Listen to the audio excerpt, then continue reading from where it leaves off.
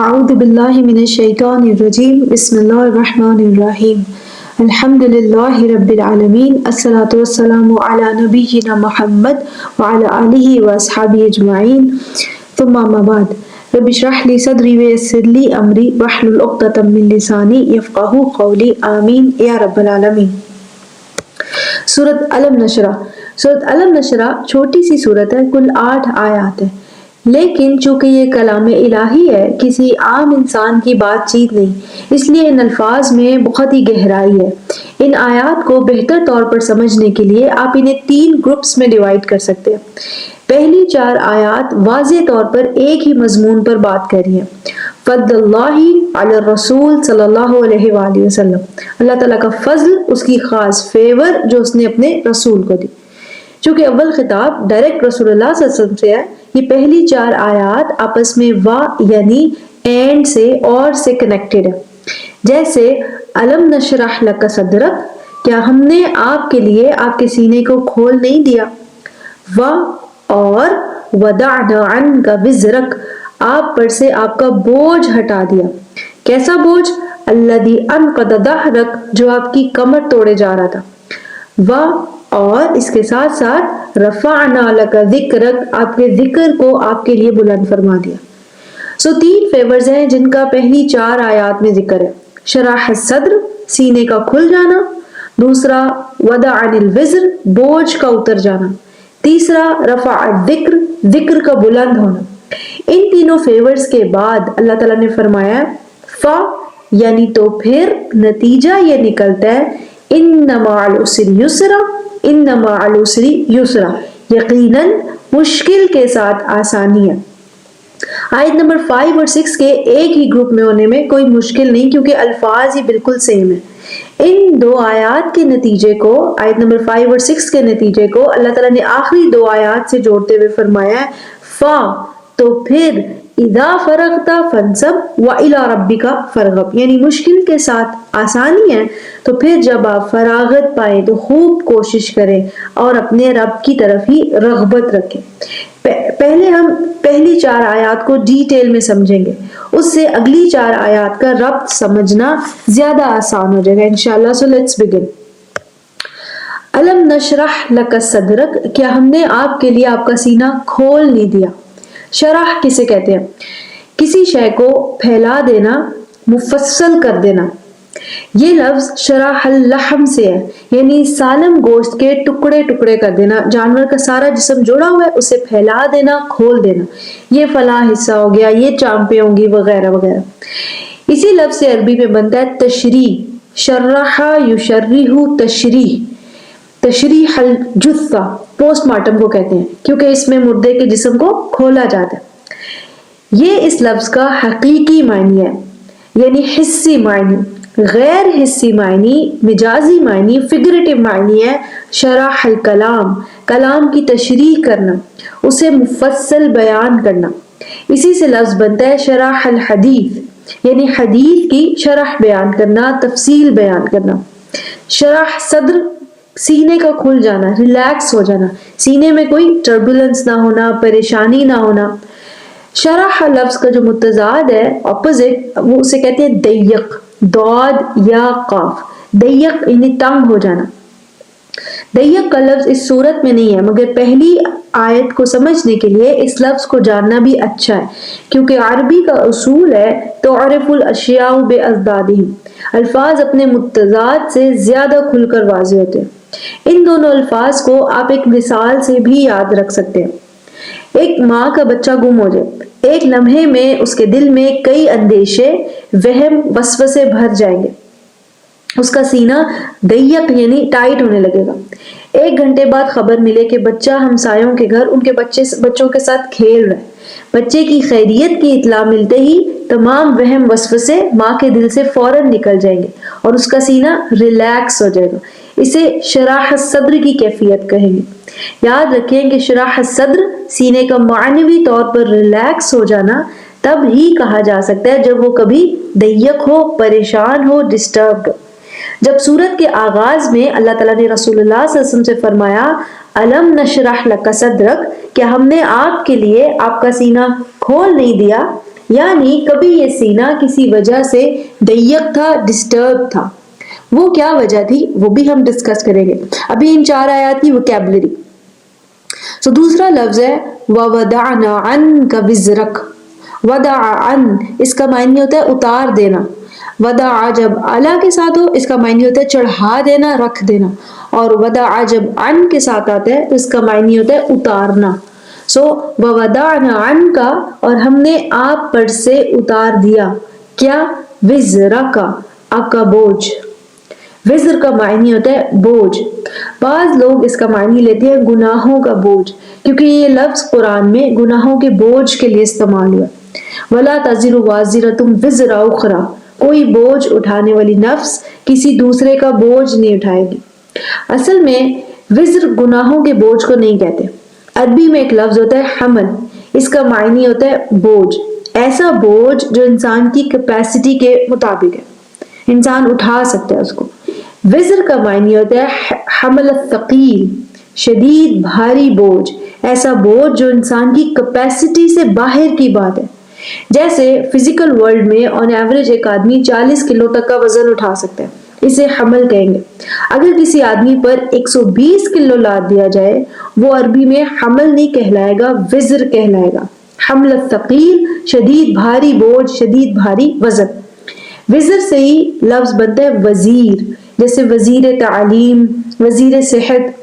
صحت کے ڈپارٹمنٹ کو مینج کرنا، نیو اکوپمنٹ لانا، ڈاکٹر اور دوسرا عملہ وقت پر کام کرے ایسے رولز بنانا، صحت کے بجٹ کو مینج کرنا، یہ سب وزیر صحت کی ذمہ داری ہے. وہ عوام کو جواب دہ ہے، یہ وزر ہے اس پر، بوجھ ہے اس پر. اور نو ڈاؤٹ وہ آخرت میں اللہ تعالیٰ کو بھرپور طرح سے جواب دے. اس کے پاس یہ عہدہ ایک امانت ہے اور اس میں خیانت کا نتیجہ آخرت میں ندامت ہے. سو ہے نا یہ وزر بہت ہی بھاری بوجھ. موسیٰ علیہ السلام نے اللہ تعالیٰ سے فرمایا تھا وَجْعَلْ لِي وَزِيرًا مِّنْ أَهْلِي هَارُونَ أَخِي میرے بھائی ہارون کو میرا وزیر بنا دے. تو کیا معاذ اللہ گناہوں کا بوجھ اٹھانے کے لیے؟ نہیں. سو وزر کسے کہتے ہیں؟ شدید بھاری بوجھ. اللہ تعالیٰ نے کیا فرمایا ہے وَوَدَعْنَا عَنْكَ وِزْرَكَ اور آپ پر سے آپ کا بوجھ اتار دیا. کیسا بوجھ؟ الذی انقض ظہرک جو آپ کی کمر توڑے جا رہا تھا. نقدہ کہتے ہیں جوڑ کا کھلنا اور اس وجہ سے آواز آنا.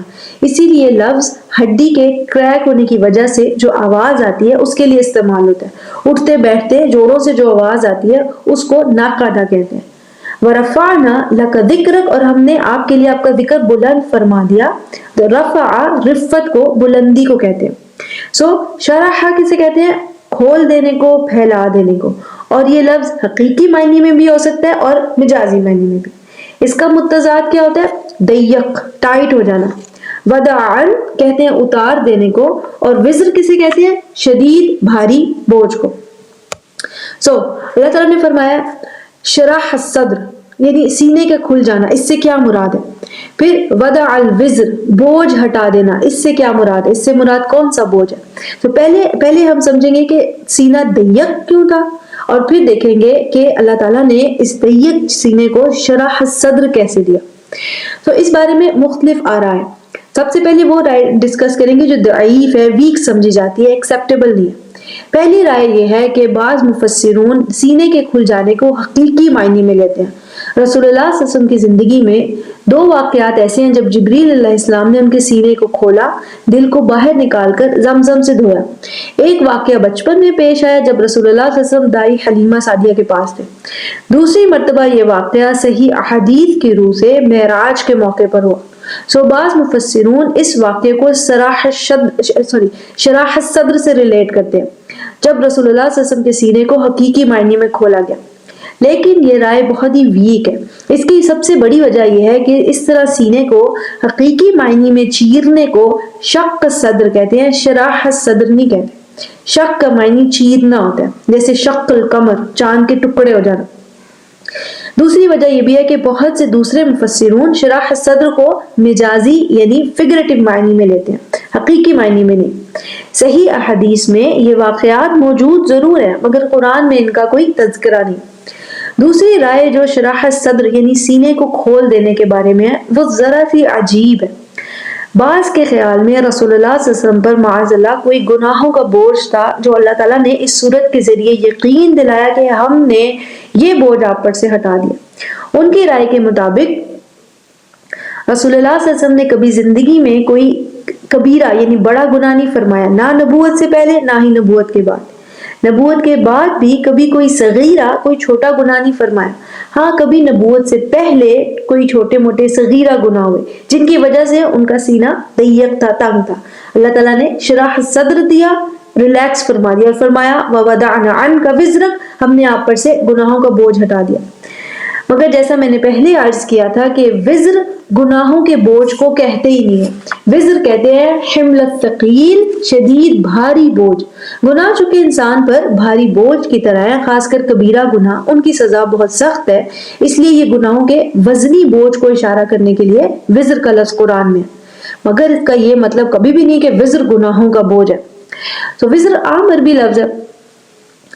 تیسری رائے جو مشہور ہے اور ٹھیک سمجھی جا سکتی ہے، رسول اللہ صلی اللہ علیہ وسلم کا سینہ ضیق کیوں تھا، ٹائٹ کیوں تھا، انریسٹ میں کیوں تھا؟ جس معاشرے میں وہ رہتے تھے اس کے حالات کی وجہ سے، جہاں شرک عام تھا، بیت اللہ میں 360 بت تھے، ظلم کا اور ناانصافی کا نظام تھا، طاقتور اپنے سے نیچے کے حقوق آرام سے غصب کر لیتا تھا۔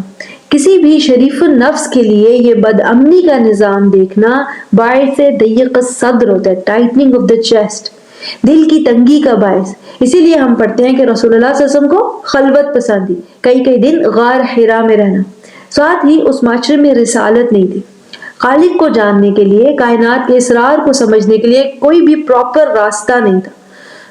یہ معرفت حقیقی کی خواہش، اصل حقائق تک پہنچنے کی جستجو جو رسول اللہ صلی اللہ علیہ وسلم کے سینے کو ضیق کر رہی تھی، معاشرتی بدامنی اور ظلم کا نظام بے چینی اور بوجھ کا باعث تھا۔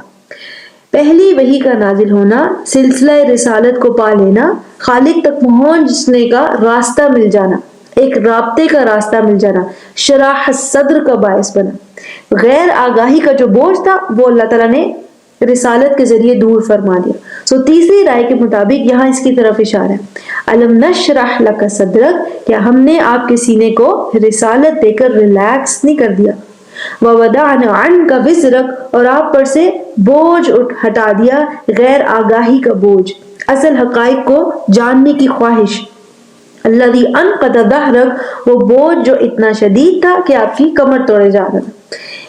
اسی بات کا ذکر سورۃ ضحیٰ میں بھی ایسے تھا کہ ووجدک ضالا فہدی، آپ کو معرفت کی تلاش میں پایا تو ہدایت دی۔ آخری رائے جو ہائیلی ایکسیپٹڈ اور سب سے زیادہ مشہور ہے، اور یہ باقی آیات کے ساتھ، سورت کی باقی آیات کے ساتھ ربط بھی رکھتی ہے، اب اسے ڈسکس کریں گے۔ دیکھیں، جب بھی شرح صدر ہو یعنی سینے کا کھل جانا، لازماً سینہ پہلے ضیق ہوگا تو ہی شرح صدر حاصل ہوا۔ رسول اللہ صلی اللہ علیہ وسلم کا سینہ ضیق ہونے کی وجہ کیا تھی؟ رسالت کی بھاری ذمہ داری۔ اللہ تعالیٰ نے سورہ مزمل میں جو بہت شروع کی وحی سے فرمایا اِنَّا سَنُلْقِي عَلَيْكَ قَوْلًا ثَقِيلًا، یقیناً ہم آپ پر ایک بھاری کلام اتاریں گے، ایک ذمہ داری ہمیشہ انسان کے سینے کو ضیق کر دیتی ہے، خصوصاً نفس شریف۔ اب دیکھیں، جیسے ہم اپنی اولاد کی تربیت کے لیے ذمہ دار ہیں، انہیں ہدایت کا راستہ سمجھانے کی ذمہ داری ہم پر۔ ذرا امیجن کریں رسول اللہ صلی اللہ علیہ وسلم کی کیفیت کا، کل انسان قیامت تک میرے طریقوں پر چلیں گے، قیامت تک کے انسانوں کے لیے ہدایت کا راستہ ہموار کرنے کی ذمہ داری مجھ پر۔ تمام مسلمان دین کے ہر معاملے میں مجھے مثال کے طور پر لیں گے۔ I will be the ideal of humanity in every domain of religion۔ یہ فیلنگ، یہ ذمہ داری، کیا یہ چھوٹی ذمہ داری ہے؟ بہت ہی بڑی ذمہ داری ہے۔ کیا یہ ذمہ داری آسان ہے؟ یہ ذمہ داری بہت ہی مشکل ہے۔ تو جب بھی کوئی مشکل آتی ہے، سینہ ضیق ہونے لگتا ہے، ٹائٹ ہونے لگتا ہے۔ جیسے موسیٰ علیہ السلام سے اللہ تعالیٰ نے فرمایا اذهب الى فرعون انه طغى، کہ فرعون کی طرف جاؤ۔ آج ہم دنیا کے کسی لیڈر کو کہہ سکتے ہیں کہ وہ فرعون جیسا ہے۔ موسیٰ علیہ السلام تو ریئل فرعون کے پاس جا رہے تھے اور اس سے بنی اسرائیل کی آزادی کا مطالبہ کرنا تھا۔ یہ ٹاسک آسان نہیں تھا، سینے کے لیے ضیق الصدر کا باعث تھا۔ سو موسیٰ علیہ السلام نے اللہ تعالیٰ سے کیا مانگا؟ ربی شرح لی صدری، میرے رب میرے لیے میرا سینہ کھول دے، یعنی مشکل کام مشکل نہ لگے، دل کی کیفیت اس کے بارے میں بدل جائے۔ رسول اللہ صلی اللہ علیہ وسلم کو ملنے والی رسالت کی ذمہ داری کیونکہ بہت بڑی ذمہ داری تھی، سینہ خود بخود ضیق ہونے لگتا ہے، انسان سوچنے لگتا ہے کیا میں یہ ذمہ داری نبھا پاؤں گا؟ سو ضیقت صدر کی وجہ کیا تھی؟ رسالت کی بہت بھاری ذمہ داری، اور رسول اللہ صلی اللہ علیہ وسلم نے اس ذمہ داری کو بہت ہی سنجیدگی سے لیا۔ اس ذمہ داری کا احساس ان میں اس قدر شدید تھا کہ اللہ تعالیٰ نے فرمایا الذی انقض ظہرک، جو آپ کی کمر توڑا تھا۔ یعنی اگر اس احساس ذمہ داری کو جو رسول اللہ صلی اللہ علیہ وسلم نے محسوس کیا عالم معنوی سے عالم حسی یعنی فزیکل ورلڈ میں اس احساس کو ناپا جائے تو یہ احساس اتنا شدید تھا جیسے کمر توڑ دینے والا بوجھ۔ کسی بھی شریف اور ایماندار انسان کو اگر آپ کوئی بڑی ذمہ داری دیں گے اس کے سینے میں گھبراہٹ کا عنصر ضرور آئے گا اور احساس ذمہ داری کا ایک بھاری بوجھ اس کی کمر پر ضرور محسوس ہوگا۔ رسول اللہ صلی اللہ علیہ وسلم تو الامین تھے، تمام ایمانداروں سے بڑھ کر ایماندار، انہوں نے رسالت کی ذمہ داری کو شدت سے محسوس کیا۔ اللہ تعالیٰ نے اس احساس کے وزن کی بوجھ کی باکمال منظر کشی فرمائی ہے الذی انقض ظہرک کے الفاظ میں۔ سو ضیقت صدر کی وجہ کیا تھی؟ رسالت کی بہت بڑی ذمہ داری، اور بوجھ کیا تھا؟ اس ذمہ داری کا شدت سے احساس۔ اس کیفیت کو جو رسول اللہ صلی اللہ علیہ وسلم نے محسوس کی، اللہ تعالیٰ نے شرح صدر میں کیسے بدل دیا اور کیسے ذمہ داری کا یہ کمر توڑ احساس بھی ان پر سے ہٹا دیا۔ دیکھیں اللہ تعالیٰ نے سورۃ زمر میں فرمایا افمن شرح اللہ صدرہ للاسلام، وہ جس کا سینہ اللہ تعالیٰ اسلام کے لیے کھول دے، یعنی اسلام کے تمام احکام اسے مشکل نہ لگے بلکہ ان پر عمل کرنا اس کے لیے سکون کا باعث ہو۔ اسلام کے لیے شرح صدر یعنی اسلام کے لیے ایکسیپٹیبلٹی، اطاعت میں لذت، اطاعت میں محبت اور راحت کا احساس۔ جس کا سینہ اللہ تعالیٰ اسلام کے لیے کھول دے، دین اسلام کے مطابق عمل کرنا اسے آسان لگنے لگے گا۔ اسی طرح سورۃ الانعام میں بھی اللہ تعالیٰ نے فرمایا ہے فَمَن يُرِدِ اللَّهُ أَن يَهْدِيَهُ يَشْرَحْ صَدْرَهُ لِلْإِسْلَامِ، اللہ تعالیٰ جسے ہدایت دینا چاہیں اس کا سینہ اسلام کے لیے کھول دیتے ہیں۔ اس کے مقابل وَمَن يُرِدْ أَن يُضِلَّهُ يَجْعَلْ صَدْرَهُ ضَيِّقًا حَرَجًا، اور جسے گمراہ کرنے کا فیصلہ کرے اس کا سینہ سخت تنگ کر دیا جاتا ہے۔ سو ایسے انسان کے لیے نماز کیا ہوگی؟ کَأَنَّمَا يَصَعَّدُ فِي السَّمَاءِ، جیسے کوئی آسمان کی مشکل چڑھائی چل رہی ہے، یعنی مشکل کام۔ اپنے مال سے زکوٰۃ نکالنا جیسے آسمان کی کوئی چڑھائی چل رہی ہے، بھی اس کے لیے مشکل کام ہے۔ سو شرح صدر کی کیفیت کیا ہے؟ اسلام پر چلنا آسان، اسلام کے مطابق عمل کرنے میں راحت اور سکون کا احساس۔ اللہ تعالیٰ نے رسول اللہ صلی اللہ علیہ وسلم سے فرمایا الم نشرح لک صدرک، کیا ہم نے آپ کے لیے آپ کا سینہ نہیں کھول دیا؟ یہ سینہ ضیق کیوں تھا؟ رسالت کی بھاری ذمہ داری کی وجہ سے۔ شرح صدر کیا ہوگا؟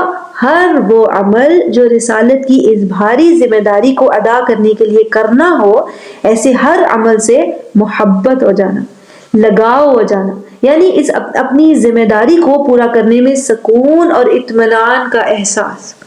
اس کی کئی مثالیں بھی سیرت میں موجود ہیں۔ مثال کے طور پر رسول اللہ صلی اللہ علیہ وسلم نے بانسری کی آواز سنی، اپنے کانوں میں انگلیاں رکھ لیں۔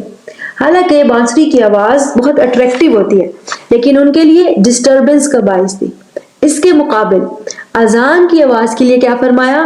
ارحنا بہا یا بلال، کہ اے بلال اس کی آواز سے ہمیں راحت دو، یعنی اذان کی آواز ان کے لیے باعث راحت تھی، اللہ اکبر کی آواز باعث راحت تھی۔ اسی طرح نماز کے بارے میں ان کی رغبت کا یہ عالم تھا، فرمایا جعلت قرۃ عینی فی الصلاۃ، نماز کو میری آنکھوں کی ٹھنڈک بنا دیا گیا۔ قرۃ عین یہ عربی محاورہ ہے، آنکھوں کی ٹھنڈک ہونا، باعث سکون ہونا، جیسے ایک بچہ ماں کے لیے آنکھوں کی ٹھنڈک ہوتا ہے۔ رسول اللہ صلی اللہ علیہ وسلم کو وہی تسکین نماز سے ملتی تھی۔ ایک اور مثال ہے، اللہ تعالیٰ نے قرآن میں فرمایا یا ایھا المزمل قم اللیل الا قلیلا، کہ رات کو قیام فرمائیں، یعنی قیام اللیل، الا قلیلا تھوڑی رات چھوڑ کر باقی رات قیام اللیل۔ رسول اللہ صلی اللہ علیہ وسلم کو اس مشقت میں راحت ملتی تھی. ان کے شراح صدر کا یہ عالم تھا کہ ایک رکعت میں سورۃ البقرہ اور دوسری میں آل عمران کی تلاوت فرماتے تھے.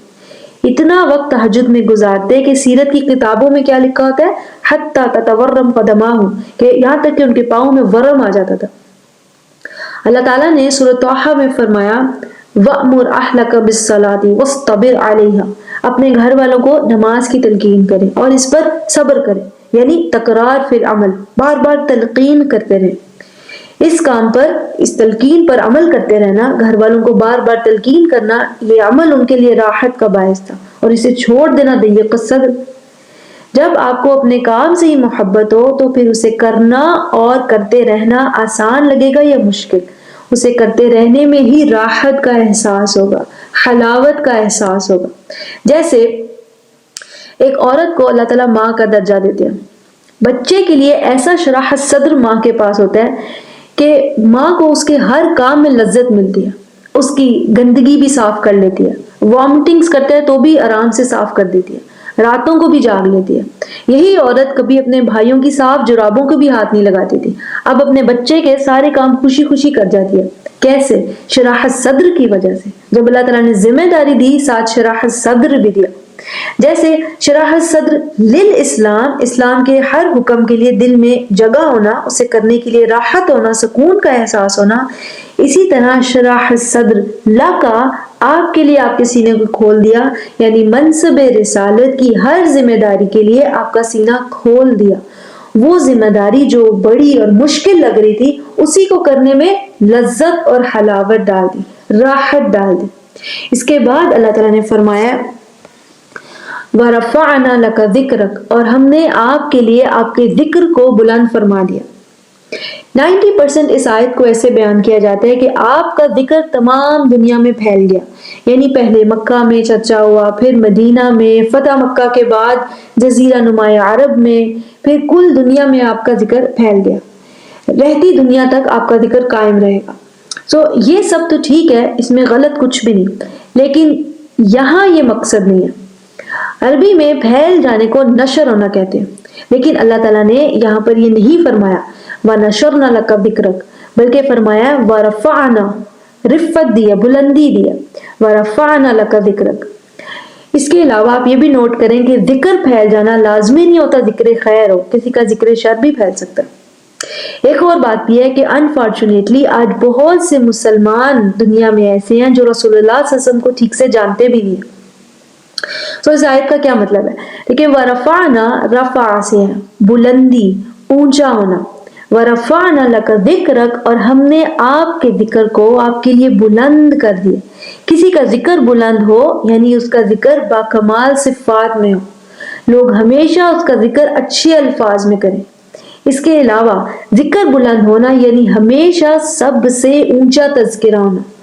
اور لوگوں میں بھی باکمال صفات ہو سکتی ہیں, مگر رسول اللہ صلی اللہ علیہ وسلم کا ذکر ہر صفت میں باکمال اور سب سے ٹاپ پر ہوگا. کوئی بھی امام ہو, ولی ہو, اولیاء ہو, رسول اللہ صلی اللہ علیہ وسلم کا ذکر علم میں بھی اور عمل میں بھی ہمیشہ سب سے رفیع, سب سے بلند ہوگا, کیونکہ رسول لیڈر ہوتا ہے. اقتداء کے لیے, فالو کرنے کے لیے لوگوں کی نظر ہمیشہ بلند مثال کو دیکھتی ہے. وَرَفَعْنَا لَكَ ذِكْرَكَ, آپ کو ہم نے بلند ترین مثال بنا دیا دین کی ہر ڈومین میں, چاہے وہ پرسنل لائف ہو, معاشرتی ہو, اخلاقی ہو, ہر مقام پر وہی سب سے بلند ترین اور بہترین مثال ہوں گے. Top most example in every domain of Islam. شراحت صدر کی وجہ سے دین کے ہر عمل سے محبت, اور اس وجہ سے ہر عمل کس درجے کا ہوگا؟ اول اور بہترین درجے کا. اطاعت کے ہر عمل میں سب سے بلند مقام پر کون ہوگا؟ رسول اللہ صلی اللہ علیہ وسلم. چاہے وہ نماز ہو, چاہے وہ روزہ ہو, نفلی عبادات ہو, قیام اللیل ہو, دعوت و تبلیغ ہو, اخلاقیات ہو, رسول اللہ صلی اللہ علیہ وسلم کا ذکر ہی ہمیشہ دین میں رفیع رہے گا, بلند رہے گا. پھر سورت کا آغاز علم سے ہے. علم کا جواب ہمیشہ ہوتا ہے بلا, یعنی علم کیا یہ نہیں ہوا؟ بلا کیوں نہیں, ایسا ہی ہوا. اللہ تعالیٰ نے فرمایا الم نشرح لک صدرک، کیا ہم نے آپ کے لیے آپ کا سینہ کھول نہیں دیا؟ ووضعنا عنک وزرک، اور ہم نے آپ پر سے آپ کا بوجھ اتار دیا، الذی انقض ظہرک، جو آپ کی کمر توڑے جا رہا تھا، ورفعنا لک ذکرک، اور آپ کے لیے آپ کا ذکر بھی بلند فرما دیا۔ ان تمام آیات کے جواب میں رسول اللہ صلی اللہ علیہ وسلم کا جواب کیا ہوگا؟ بلا یا رب، کیوں نہیں میرے رب، شرحت صدری، آپ نے میرا سینہ کھول دیا، وضعت الوزری، آپ نے بوجھ ہٹا دیا، ورفعت ذکری، آپ نے میرا ذکر بھی بلند فرما دیا۔ آپ نوٹ کریں کہ مشکل کیا آئی تھی؟ مشکل تھی ضیق الصدر، سینے کا تنگ ہو جانا، رسالت کی بہت بھاری ذمہ داری، اور وزر، اس ذمہ داری کا اعصاب پر شدت سے احساس۔ اللہ تعالیٰ نے اس مشکل کو کیسے آسان بنا دیا؟ شرح صدر سے، ہر ذمہ داری سے محبت، اس کو پورا کرنے میں لذت اور حلاوت، راحت کا احساس۔ جب اپنے کام سے ہی محبت ہو تو ذمہ داری اعصاب پر سوار بوجھ کی طرح نہیں ہوگی۔ وزر بھی ہٹ گیا، اور اپنی پسند کا کام کرنے میں انسان ہمیشہ بہترین درجے کا عمل کرتا ہے، اس لیے ان کا ذکر بھی سب سے بلند ہے، رفیع ہے۔ کیا یہ مشاکل، کیا یہ مشکلات ہم نے آسان نہیں فرمائی؟ اللہ تعالیٰ نے اس طرح سے سورت کا آغاز کیا، اور رسول اللہ صلی اللہ علیہ وسلم کا کیا جواب ہوگا؟ بلا یا رب، کیوں نہیں میرے رب، ایسا ہی ہے۔ تو پھر ان مع العسر یسرا، یقیناً مشکل کے ساتھ ہی آسانی ہے۔ ان مع العسر یسرا، پہلی 4 آیات میں 3 مشکلوں کے آسان ہونے کو مثال بنا کر اللہ تعالیٰ نے رول دیا ہے، وہ کیا ہے؟ ان مع العسر یسرا۔ بہت ہی خوبصورت آیت ہے یہ۔ ہم پر جب مشکل آتی ہے تو ہم ہمیشہ ایک ہی چیز سوچتے ہیں، مشکل مشکل مشکل۔ اللہ تعالیٰ نے اس آیت میں تصویر کا دوسرا رخ بھی دکھایا ہے۔ العسر کہتے ہیں مشکل کو، ڈیفیکلٹی، اور یسر کہتے ہیں آسانی، ایز کو۔ انسان کمزور ہے، اس کا فوکس ہمیشہ مشکل کی طرف ہوتا ہے۔ اللہ تعالیٰ نے فرمایا ہے مع العسری، مشکل کے ساتھ کچھ اور بھی ہے، وہ کیا ہے؟ یسرن، آسانی۔ اور آیت کے آغاز کو ان سے تاکید بھی دی ہے، یقیناً آسانی ہے۔ مشکل اپنے ساتھ یقیناً آسانی بھی رکھتی ہے، اس سے انسان کو امید ملتی ہے، انسان کا حوصلہ بڑھ جاتا ہے۔ بعض لوگ مع کو بعد کے معنی میں لیتے ہیں، یعنی مشکل کے بعد آسانی ہے، لیکن یہ ٹھیک نہیں ہو سکتا۔ قرآن میں جس مقام پر جو لفظ ہے وہ اپنے بہترین مقام پر ہے۔ سورۃ الطلاق میں اللہ تعالیٰ نے فرمایا ہے سَيَجْعَلُ اللَّهُ بَعْدَ عُسْرٍ يُسْرًا، بعد عسر یسرا، یعنی جلد اللہ تعالیٰ مشکل کے بعد آسانی بھی دیں گے۔ وہاں اگر آپ پوری آیت کا ترجمہ پڑھیں، وہ ایک خاص معاملے پر بات ہو رہی ہے، یعنی طلاق کے بعد عورت کا بچے کو فیڈ کرانا، مرد کا عورت کو اس کام کی اجرت دینا۔ کتنی اجرت دے سکتا ہے وہ مرد کی آمدن کے مطابق ہوگی، کم آمدنی والا مرد کم ہی اجرت دے سکتا ہے۔ ایسے میں اللہ تعالیٰ نے سَيَجْعَلُ اللَّهُ بَعْدَ عُسْرٍ يُسْرًا کا ذکر فرمایا، وہ اسپیسیفک معاملے پر بات ہو رہی ہے۔ یہاں جنرل آیت ہے، یہ رول ہے، ان مع العسر یسرا، یقیناً مشکل کے ساتھ آسانی جڑی ہوتی ہے۔ اللہ تعالیٰ نے رسول اللہ صلی اللہ علیہ وسلم کا پرسپیکٹیو ہی بدل دیا، یعنی آپ کو رسالت کے راستے میں اور بھی مشکلات دیکھنے کو ملیں گی، ریزسٹنس، شرک پر اصرار، تکالیف، ذہنی اذیت، جنگیں۔ ہمیشہ یاد رکھیں ہر مشکل اپنے ساتھ آسانی رکھتی ہے، بعد میں نہیں، مع، ساتھ میں۔ اس آیت کو سامنے رکھ کر اگر زندگی پر نظر ڈالیں، پہلے کس کا ذکر ہے؟ العسر کا، مشکل کا، یعنی پہلا سامنا انسان کا مشکل سے ہوتا ہے۔ اگر انسان کوشش کرے، جد و جہد کرے، وہی مشکل آسان ہوتی چلی جاتی ہے۔ ایک بچہ پہلے ہی دن بھاگنے نہیں لگتا، پہلے کچھ قدم اٹھائے گا، پھر گرے گا، پھر اٹھے گا، پھر سے کوشش کرے گا، یہاں تک کہ ایک وقت آئے گا بغیر گرے چلنا بھی سیکھ لے گا اور دوڑنا بھی شروع کر دے گا۔ ایک ایتھلیٹ پہلے ہی دن ماہر نہیں ہو جائے گا، کوشش کرتا رہے گا، آہستہ آہستہ اس کے مسلز مضبوط ہوتے چلے جائیں گے، حتیٰ کہ وہ اپنی گیم کا ماہر ہو جائے گا۔ کسی بچے کو پہلی بار آپ الجبرا سکھائیں، پہلے دن تو وہ حیران ہوگا کہ A+A کیسے ہو سکتے ہیں، الفابیٹس جمع کیسے ہو سکتے ہیں۔ آہستہ آہستہ یہی الجبرا اس کے لیے بچوں کا کھیل بن جائے گا، یعنی العسر یلد یسر، مشکل ہی آسانی کو جنم دیتی ہے۔ جو لوگ جدوجہد نہیں کرتے ان کے لیے مشکل ہمیشہ مشکل ہی رہتی ہے، جو کوشش کرتے ہیں پہاڑ جیسی مشکل ان کی مسلسل جدوجہد کے آگے بھی بربری مٹی جیسی ہو جاتی ہے، اور ان کا حوصلہ، ان کا ایکسپیرینس پہاڑ جیسا بلند ہوتا چلا جاتا ہے۔ یہ رول ہمیں ہمارے بچوں کی تربیت میں ضرور ڈالنا چاہیے کہ مشکل کے ساتھ ہی آسانی جڑی ہے، مگر وہ آسانی صرف اسی کو ملتی ہے جو مشکل سے ٹکراتا ہے، جو جدوجہد کرتا ہے، کوشش کرتا ہے۔ اس کے ساتھ اللہ تعالیٰ نے فرمایا فا، تو پھر اپنی جدوجہد کو جاری رکھیں، اور جب فَإِذَا فَرَغْتَ، جب آپ کو فراغت ملے۔ عربی میں فارغ ہونا تبھی لاگو ہوتا ہے جب اس سے پہلے آپ کہیں مصروف رہے ہوں، مشغول ہوں۔ رسول اللہ صلی اللہ علیہ وسلم کی مصروفیت کیا تھی؟ دعوت اللہ، تعلیم الناس، غزوات یا ان کی پریپریشن، یعنی جب امور رسالت سے فراغت ملے اپنے لیے کچھ وقت نکلے۔ ایسا کب ہوتا تھا؟ زیادہ تر رات کے وقت۔ فائدہ فرغتا یعنی لوگوں سے متعلق اپنی ڈیوٹیز پوری کی، ان کی ضروریات پوری کی، تبلیغ، تعلیم، تربیت، اب اس کے بعد اپنے لیے کچھ وقت نکلا، اپنے لیے کچھ کیا جا سکے۔ ایسے وقت کے لیے اللہ تعالیٰ نے کیا ہدایت دی ہے؟ فَانْصَبْ وَإِلَىٰ رَبِّكَ فَارْغَب، عبادت کی محنت کریں اور اپنے رب کی طرف رغبت رکھیں۔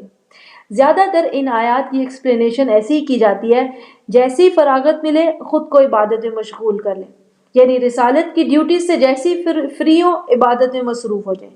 فرغتا فنصب، فرغتا فنصب۔ لیکن اگر آپ نوٹ کریں یہاں دو حکم ہیں، فنصب و اور الی ربک فرغب، دو حکم ہیں۔ تو پہلے کیا ہے؟ فنصب، نصب ہونا۔ نصب ہونے کا معنی ہوتا ہے گاڑنا، جیسے پہاڑ زمین میں فکس ہیں۔ سورہ غاشیہ میں کیا ہے؟ وَإِلَى الْجِبَالِ كَيْفَ نُصِبَتْ، کہ پہاڑوں کو دیکھو کیسے زمین میں فکس کیے گئے ہیں۔ یہاں فکس ہو جانے کا کیا مطلب ہے؟ کنسنٹریٹ کرنا، خود کو ایک جگہ متوجہ کر لینا، یعنی عبادت کرنا، اللہ تعالیٰ کی حمد و ثنا بیان کرنا، اس کا شکر ادا کرنا، اپنے رب کی شان کی طرف متوجہ ہونا۔ دوسری بات جس کا یہاں ذکر ہے وہ ہے وَإِلَىٰ رَبِّكَ فَارْغَب، اور اپنے رب کی طرف رغبت رکھیں۔ راغبہ الہ کا معنی ہوتا ہے کسی شے کی طرف میلان ہونا، شوق ہونا، کسی کی خواہش ہونا۔ راغبہ جب عن کے ساتھ آتا ہے تو اس کا معنی ہوتا ہے کسی سے دور ہونا، تباعد، دوری اختیار کرنا۔ جیسے حدیث میں ہے فمن رغب عن سنتی فلیس منی، جو میری سنت سے دور ہو جائے وہ مجھ سے نہیں۔